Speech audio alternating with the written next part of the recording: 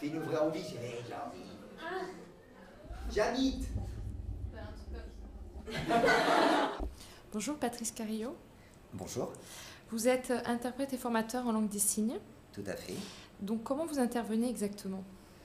En qualité de formateur, j'interviens au centre de formation, le CLSF, et après j'interviens à l'IRTS, à l'unité de journalisme, à la fac de médecine, parce que j'ai les deuxième, troisième et quatrième années qui sont en psychomotricité, et là ils ont option langue des signes dans leur programme, et puis deux lycée des menus, lycée Saint-Augustin, parce que eux ont option langue des signes au bac. Et après j'interviens dans toutes les entreprises qui ont envie de se sensibiliser à la surdité, auquel cas j'interviens à la demande. Ça peut être un magasin comme Ikea, Cultura, qui ont du personnel sourd, qui veulent se former à la langue des signes pour pouvoir converser avec les salariés au même titre qu'ils le feraient avec d'autres. Et puis d'autres parce qu'ils accueillent des personnes sourdes en tant que clients et qui veulent se former à la langue des signes. En combien de temps peut-on apprendre la langue des signes? En ce qui concerne notre centre de formation, le CLSF, parce qu'après chaque centre de formation a ses propres contenus et ses propres niveaux, nous, quand vous arrivez le lundi, puisque c'est sur 5 jours, vous arrivez le lundi, vous ne connaissez rien, vous partez le vendredi, vous êtes capable de rencontrer une personne sourde, de vous présenter et de lui raconter ce que vous avez fait ce week-end, qu'est-ce que vous faites dans la vie, voilà. Maintenant, la langue des signes, ça va du niveau 1 au niveau 10. Niveau 1, c'est le niveau débutant. Niveau 10, c'est le niveau le plus élevé avant de pouvoir entrer en école d'interprète. Pour que ce soit confortable et qu'il y ait un retour sur investissement, il faut aller jusqu'au niveau 5 à peu près pour que ce soit confortable. Et donc il y a vraiment beaucoup de méthodes différentes pour apprendre la langue des signes? De méthode, c'est surtout la pédagogie, parce qu'après, nous, par exemple, notre but, c'est que les apprenants viennent et apprennent relativement vite la langue des signes. Dans le centre de formation, ça va durer plus dans le temps. Après, il y a des centres de formation, ce sont des personnes sourdes qui dispensent des cours de langue des signes. Alors évidemment, la personne sourde fait deviner les signes et ça prend beaucoup plus de temps, et comprendre la subtilité, c'est assez difficile puisqu'il y a un problème de communication. Moi, en qualité d'interprète, je vais vous donner le bon signe et comment l'utiliser, pourquoi utiliser plus celui-ci qu'un autre, c'est pour cela que ça va beaucoup plus vite.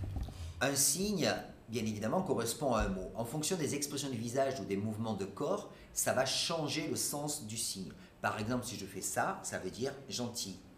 Il est gentil, il est pénible, il est très gentil. Voilà. Je t'adore. C'est la même chose, il n'y a que le visage qui change. Voilà, les expressions, c'est l'équivalent de l'intonation de la voix de la personne entendante. Et on ne peut pas dissocier les expressions du signe. Est-ce que la langue des signes est universelle? C'est-à-dire que quelqu'un de malentendant peut parler avec une personne malentendante en Amérique et ils vont se comprendre? Alors, la langue des signes n'est pas universelle. Dans chaque pays, il y a une langue des signes. Ce qui est très important, parce que si cette langue était uniformisée sur la planète, ça voudrait dire qu'elle n'est pas vivante. Une langue appartient à une culture, et c'est pour cela que dans chaque pays, il y a une langue des signes. Ça va même plus loin. Dans chaque département, il y a entre 10 et 15% de signes qui varient en fonction du langage régional, l'argot, ça se retrouve dans la langue des signes. Maintenant, l'avantage de cette langue des signes, c'est que quand on part dans des pays étrangers, comme il y a des expressions du visage, des mouvements de corps, au bout d'une demi-heure d'échange avec la personne, on codifie un langage, on rentre en communication, ce que vous ne pouvez pas faire si vous, bien entendant, vous voulez communiquer avec un Thaïlandais ou un Chinois, si vous ne parlez pas la langue. C'est un avantage. Et là, en fait, on peut dire que la langue des signes, ça a toujours existé.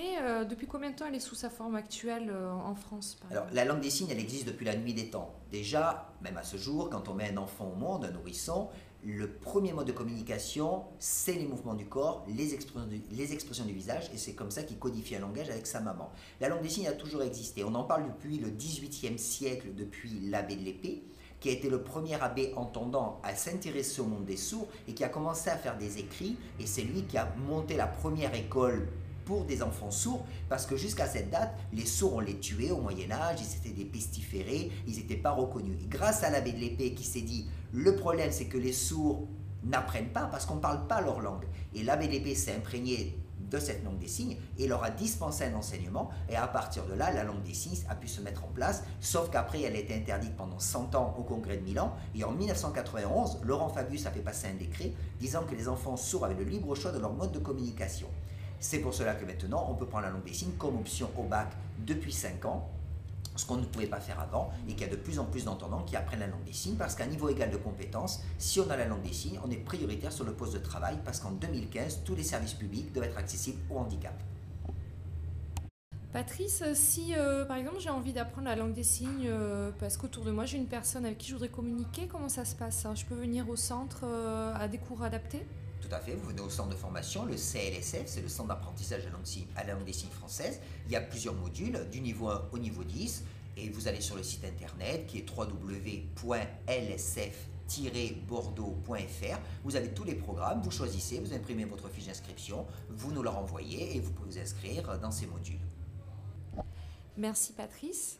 Merci, et je tenais à vous informer que le 28 juin, le 29 juin et le 1er juillet, il y a la fête du vin, et pour la première fois, il y a le musée du vin à Bordeaux, dont le président est Grégory Pécastin. On s'est rencontrés et on a eu l'idée de faire une demi-journée de sensibilisation au vin, à l'œnologie et à la dégustation des vins, et il y a des personnes sourdes qui vont venir, une cinquantaine, et on va pouvoir traduire, leur faire connaître le vin et la région au travers du musée du vin, et tout ça traduit en langue des signes.